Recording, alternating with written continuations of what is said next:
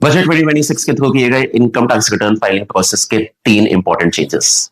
और इन चेंजेस के बारे में एक बहुत इंपॉर्टेंट बात है, उसके लिए वीडियो के एंड तक बने रहिएगा। First change, ITR due date. ITR की जो ड्यू डेट होती है वो हमारे पास 31 अक्टूबर होती है कॉर्पोरेट एसएससीज के लिए और टैक्स ऑडिटेबल केसेस के लिए।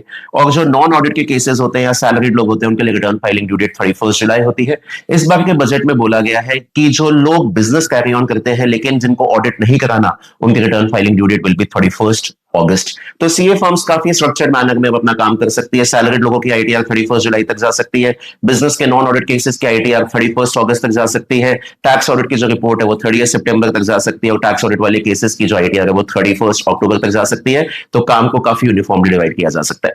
Second change, revised ITR.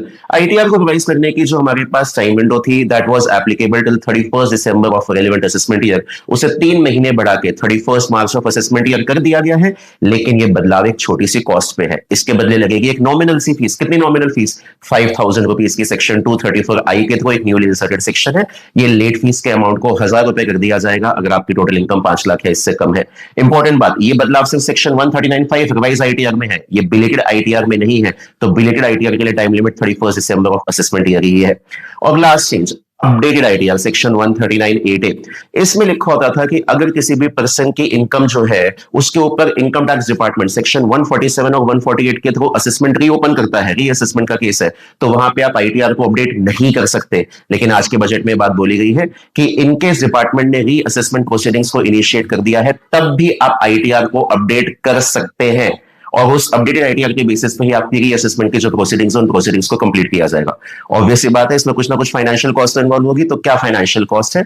जो आपने एडिशनल टैक्स की 25, 50, 60, 70 की जो रेट्स हम लोग काम में लेते हैं उन्हीं रेट्स में प्लस 10% आपको करना पड़ेगा अगर आप आईटीआर को अपडेट कर रहे हैं रीअसेसमेंट की सिचुएशन में। आप वो इंपॉर्टेंट चेंज कह रहे थे कि कुछ इंपॉर्टेंट बातें, वो क्या है? इंपॉर्टेंट चेंज ये है कि ये सारे के सारे बदलाव इनकम टैक्स एक्ट 1961 में किए गए हैं। That means all changes are applicable for financial year 25-26 के आईटीआर का प्रोसेस अभी सब होना है, तो उन सब पे ये चेंजेस एप्लीकेबल है। तो ये ओल्ड लॉ के ऊपर भी एप्लीकेबल है एंड गोइंग फॉरवर्ड ये न्यू लॉ के अंदर भी आगे कैरी फॉरवर्ड